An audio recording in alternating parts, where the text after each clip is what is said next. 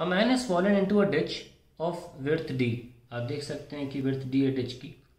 And two of his friends are slowly pulling him out using a light rope and two fixed pulleys, ये और ये as shown figure show that the force assumed equal for both friends, मान लें कि दोनों friends same force लगा रहे हैं, exerted by each friend on the rope increases as man moves up, ठीक है। तो शो करना है जैसे जैसे मैन ऊपर मूव करेगा इन दोनों को ज़्यादा फोर्स लगाना पड़ेगा, प्रूफ करना है हमको ये, ठीक है। तो आइए इसका हम यहाँ पर डायग्राम बना लेते हैं कि सपोज ये हमारी पुली है और हम एक ब्लॉक ले लेते हैं ऐसा इंस्टेड ऑफ मैन, और ये एक पुली है और ऐसे हमारा फोर्स लग रहा है, ठीक है, एफ और एफ। नो अगर हम नोटिस करें एक तरह से डॉटेड फॉर्म में इसको जोड़ लें तो ये एक नेट,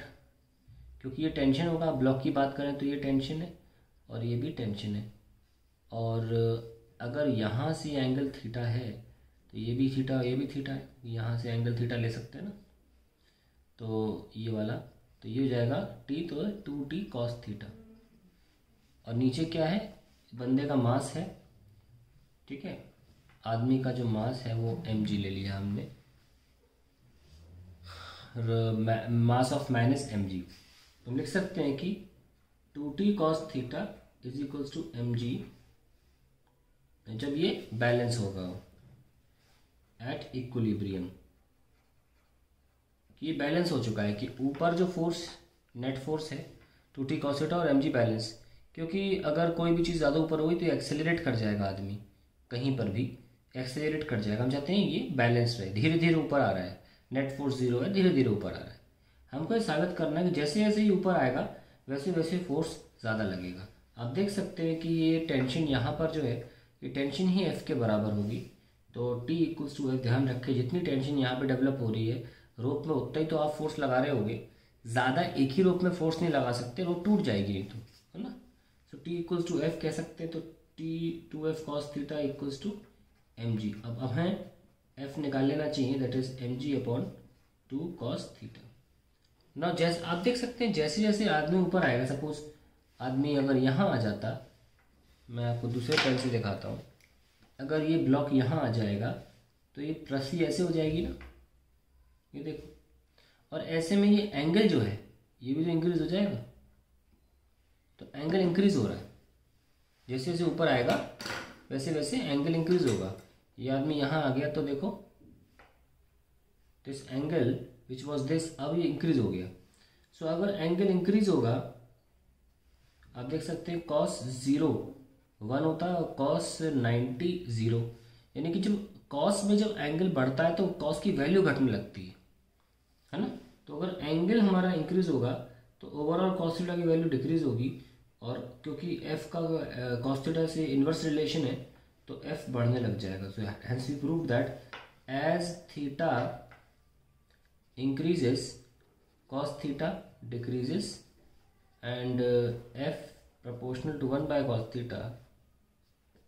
इंक्रीजेस, ठीक है। सो फोर्स हमारा इंक्रीज होने लगेगा, ये तो हमने साबित कर दिया। अब अगला पार्ट क्या है, find the force when the man is eight depth h। तो h हाइट पर देखो, जैसे कि यहाँ पे दे रखा है क्लियरली, इस पोजीशन पे हमको साबित करना है फोर्स की value. Okay, very simple, let's do it. सारा ब्लॉक सिस्टम में बना लेंगे हम, ये पुली है और ऐसे ऐसे यहाँ पे मास है, तो ये कितना है 2t cos थीटा, ये कितना है mg, और ये जो हाइट है यहाँ से यहाँ तक ये h है, और यहाँ से लेकर यहाँ तक की जो दूरी थी वो d ले रखी थी। तो अगर हम ये ट्राइंगल ही यूज़ करना चाहते हैं, ये h है ना, क्योंकि cos थीटा निकालना पड़ेगा ना, ये थीटा है, हमें ज़रूरत ही सिर्फ cos थीटा की, 2t cos theta is equals to mg और t is equals to mg upon 2 cos theta, हमें सिर्फ cos थीटा चाहिए। तो cos थीटा एक ट्राइंगल से भी निकल आएगा, तो ये जो डिस्टेंस है ये हो गई d/2। So cos theta is equals to base which is h upon hypotenuse, ये वाला विच इज परपेंडिकुलर का स्क्वायर प्लस बेस का स्क्वायर, d² by 4। ये आप यहाँ रख दीजिए, T equals to M ji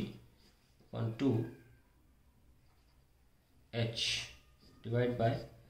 H square plus D square by 4। So अब ये आंसर है। चाहे तो आप इसको थोड़ा रीअरेंज कर सकते हैं, M G by 2h H square plus D square by 4, या टेंशन यहाँ पे भी सॉल्व हो गई, यहाँ पे भी सॉल्व हो गई। That is the value of the force exerted by the friends. ठीक से लिख लेते हैं, T equals to M G by 2h H square plus D square by 4। आप इसको थोड़ा सा और अच्छा बना के दिखाता हूँ मैं आपको, इसको 2 नीचे रहने दो,